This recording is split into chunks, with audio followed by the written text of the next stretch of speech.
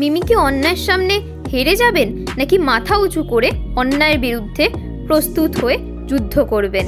টলিউডের খবর পেতে চান? সাবস্ক্রাইব করুন টলি সিক্রেট আর পেয়ে যান আপনার পছন্দের তারকার লেটেস্ট আপডেট।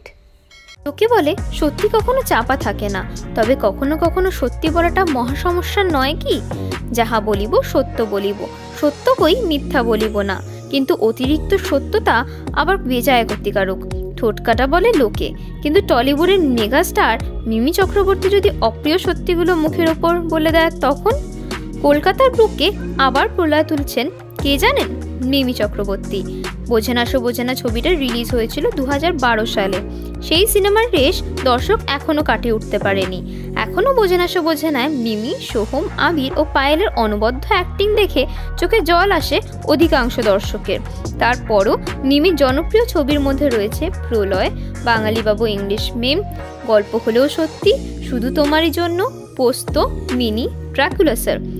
একেবারে সাম্প্রতিক মিমির জনপ্রিয় ছবি রক্তবীজ এবার হইচইয়ে। প্রথমবার সিনেমা থেকে হইচইতে অর্থাৎ ওটিটির পর্দায় দেখা যাবে টলিউডের জনপ্রিয় নায়িকা মিমি চক্রবর্তীকে।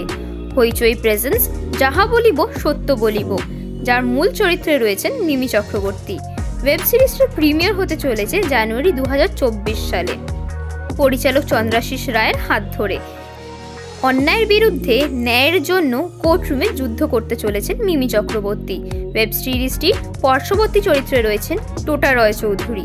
মিমি চক্রবর্তীর চরিত্রের নাম পৃথা রয়। ঠিক কোন কারণে পৃথার চরিত্রে আইনজীবী হলেন মিমি? মিমি কি অন্যায়ের সামনে হেরে যাবেন নাকি মাথা উঁচু করে অন্যায়ের বিরুদ্ধে প্রস্তুত হয়ে যুদ্ধ করবেন? জানতে হলে ওয়েব সিরিজটি দেখতেই হবে। হইচইতে যাহা বলিব সত্য বলিব। ভিডিওটি ভালো লাগলে লাইক, শেয়ার, কমেন্ট ও চ্যানেলটিকে সাবস্ক্রাইব করতে ভুলবেন না।